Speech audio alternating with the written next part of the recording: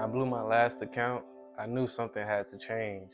So I couldn't just keep on trying or just fund up another account just to lose money that I worked hard for. I had to find another way to make sure that this time was different from the previous times and that I was going to actually make some profits from everything that I learned. I couldn't just keep on losing money. So one of the things that I did to, I guess, increase my knowledge was read this book here, which is a book about trading. And the first part of the book is talking about reading the candlesticks. And basically, a candlestick is how the trade is moving, the momentum or the price in the trade at a certain time period, whether you're on 1 hour time frame, 15-hour time frame. It makes a candlestick for that time period based on pretty much how the candlestick looks, which they can look a lot of different ways. Just looking at this book, like there's multiple different ways a candlestick can look.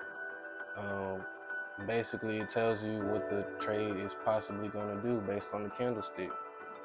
So, and then the second part of the book is talking about structures, which are groups of candlesticks, which tell you something about where the trade may or may not go, or the momentum of the trade.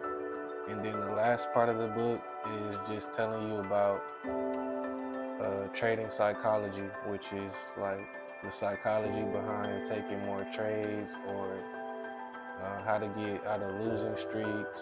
It's just a lot of the mental process of trading. It's not just putting in numbers and getting lucky.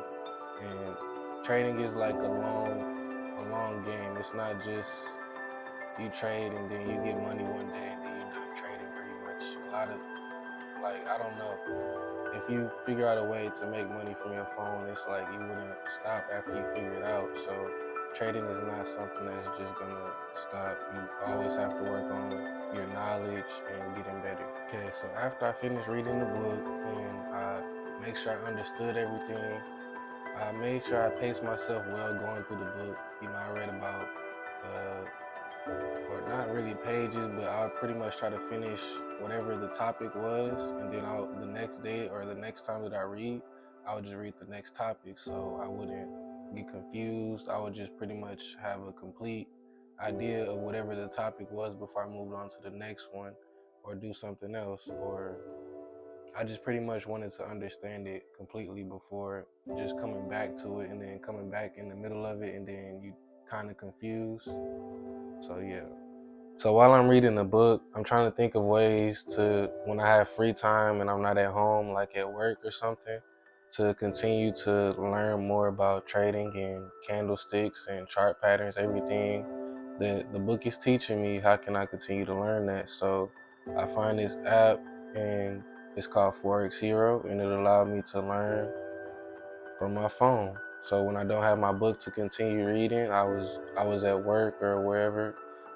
Whenever I have free time, I would be on the app learning the different chapters and just going through basically the same thing that the book is teaching me. So it's like I'm learning the information twice to make sure that I really understand everything the book was telling me, and just to really be prepared to be the most successful as I can with trading this time around. So I'm going to pretty much show y'all.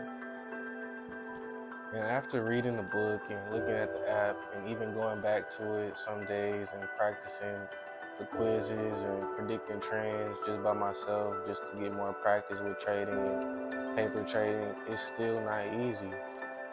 It hasn't been easy, but some kind of way, I'm going to find a way to be successful and just keep on trying and keep on learning every day.